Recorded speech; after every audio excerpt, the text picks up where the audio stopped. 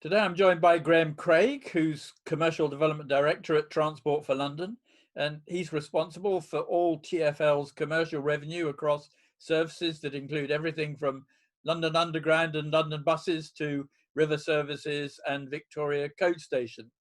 So, Graeme, you've got an important role in delivering affordable housing for Londoners, but also, in the light of TfL's current financial position, what is now an even more important job in providing an income from development for TfL. So, what has coronavirus done to your plans?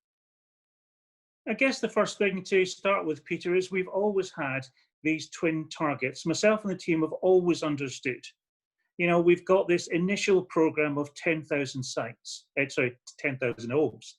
And we need to make sure that we bring forward those 10,000 homes. And as an average across the piece, 50% affordable housing is something that we've signed up to. Equally, we have a target right alongside where we're generating long-term revenue to reinvest in the transport network.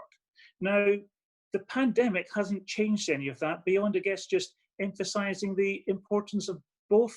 Of course, the pandemic is interrupting delivery, both in terms of the disruption to planning and in terms of construction, but also then just emphasizes the economic as well as moral imperative of actually building these homes. I mean, ultimately, people need a front door, they need a safe, secure environment, and increasingly that's a place in which people aren't just living, sleeping, but also working. And we're in a position to be providing thousands, ultimately tens of thousands of people, including those people who've worked in the NHS, including those critical people who've kept the country going. We're in a position to be giving these people homes. Now, that's a reason to be coming to work. That's a reason for us to be motivated and excited about what we're doing.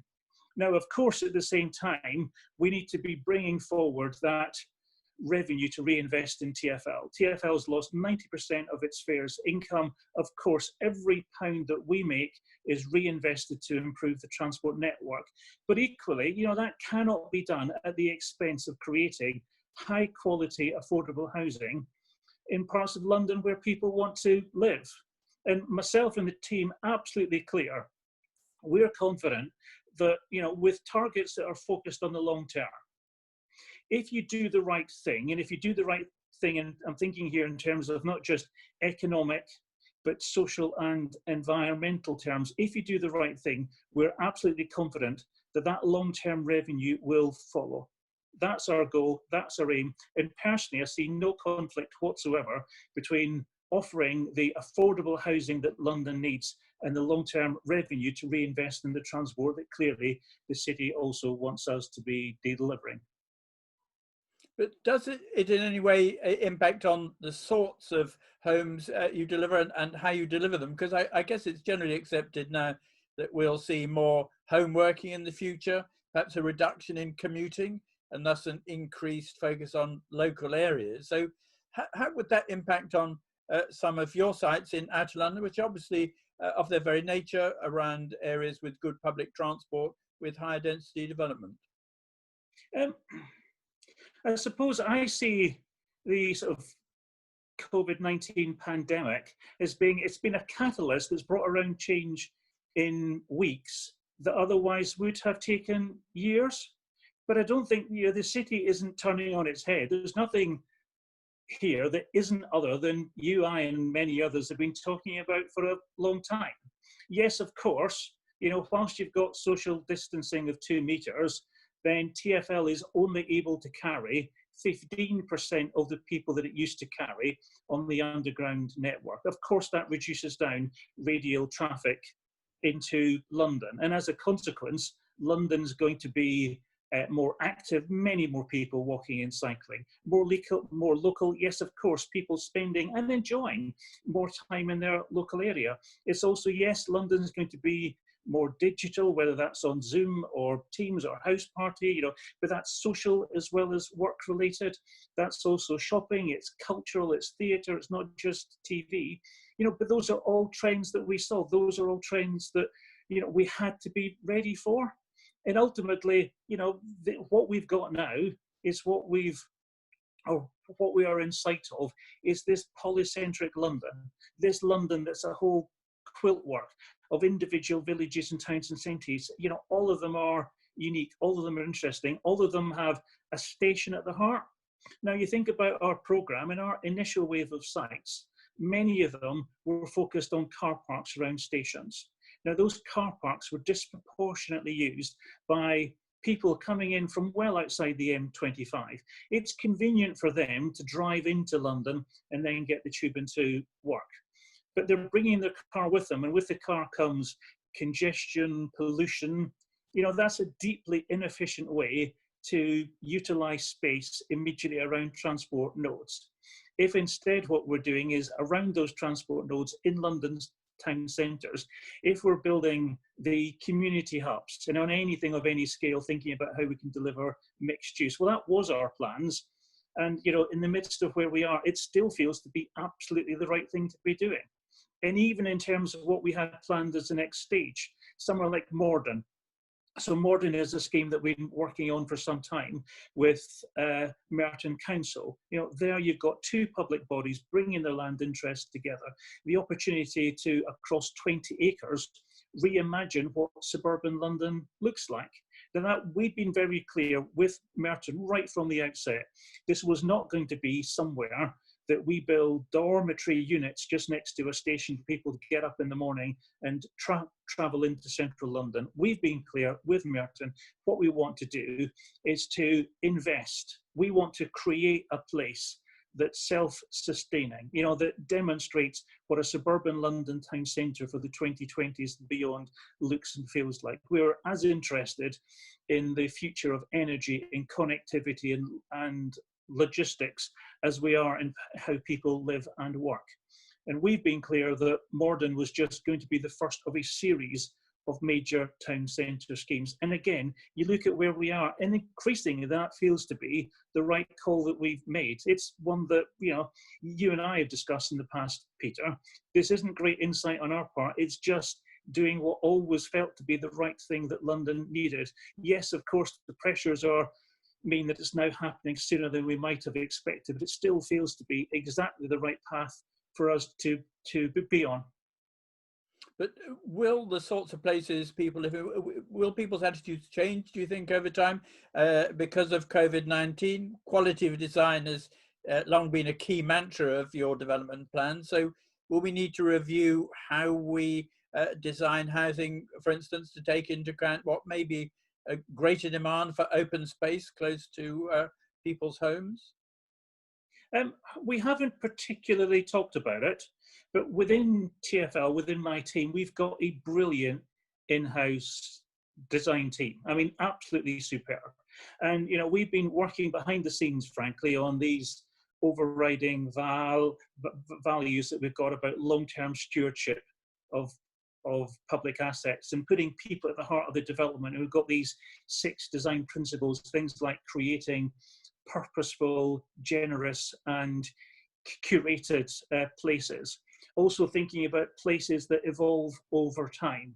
Now again, you look at all those principles and they still hold true.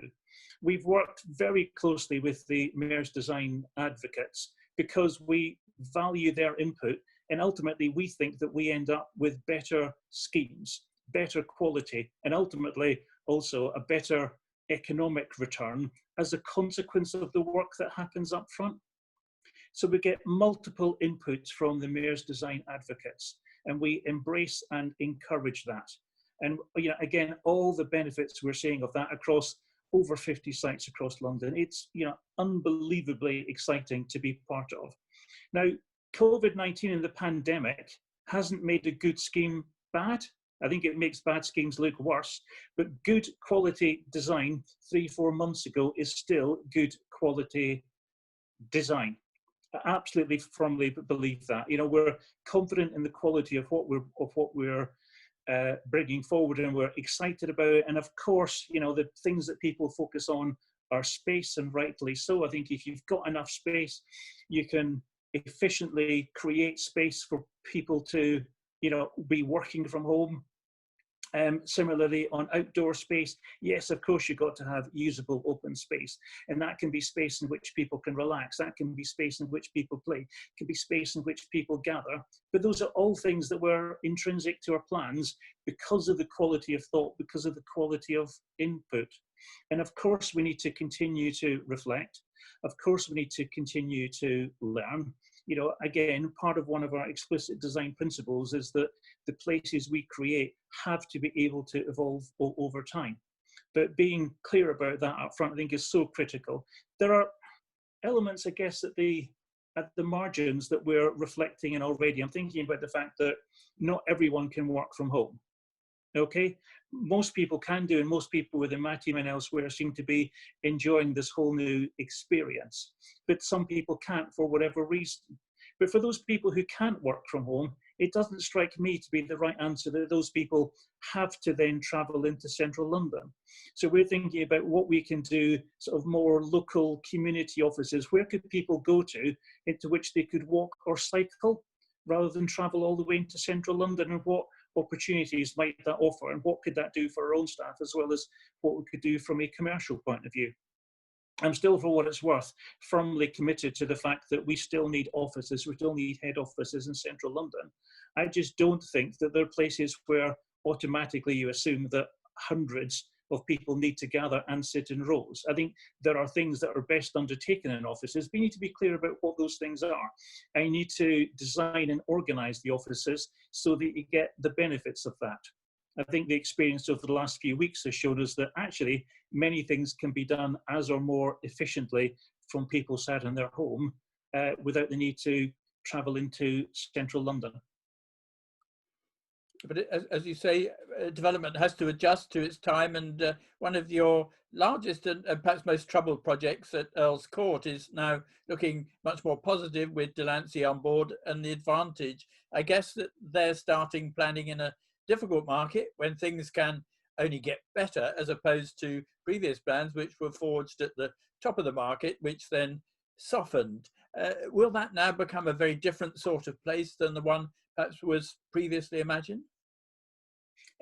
As you'd expect, Peter, what I'm focused on is of a bright and exciting future at Earl's Court. You know, we worked with Capco in a successful partnership over a number of years. We're now in with a new partner. I've got to say, really very impressed by Jamie Stafford and the Delancey team. I mean, the way in which they've come in, the way in which they've dealt with contentious issues like the adjacent estates and just handed those back to the council immediately, I just think did so much to ease the tension and bring people on board. I mean, ultimately, what we have is a prepared site ready for development in an absolutely outstanding location. And of course, yes, the plans are going to be different now, but we're 10 years on from the last master plan. London is a different place. You know, best estimates are London's population's grown by what, 800, 900,000 people.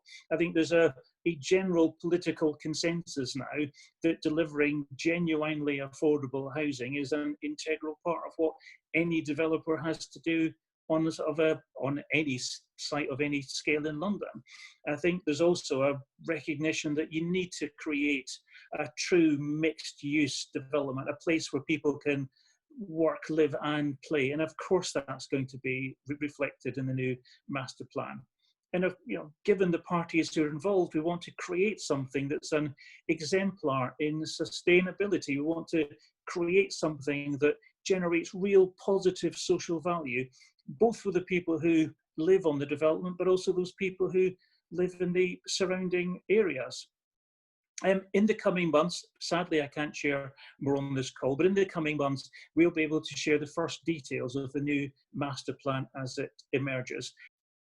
Well, thank you very much, Graeme. It's great to talk to you. And I always think that London is so lucky to have not only just an integrated transport system, or pretty well integrated transport system, but also this idea of a transport authority, which is also a developer. And that sort of coherence across the piece, I think, is a very powerful element to regeneration in the future. So thank you very much for your comments. Thank you for joining me.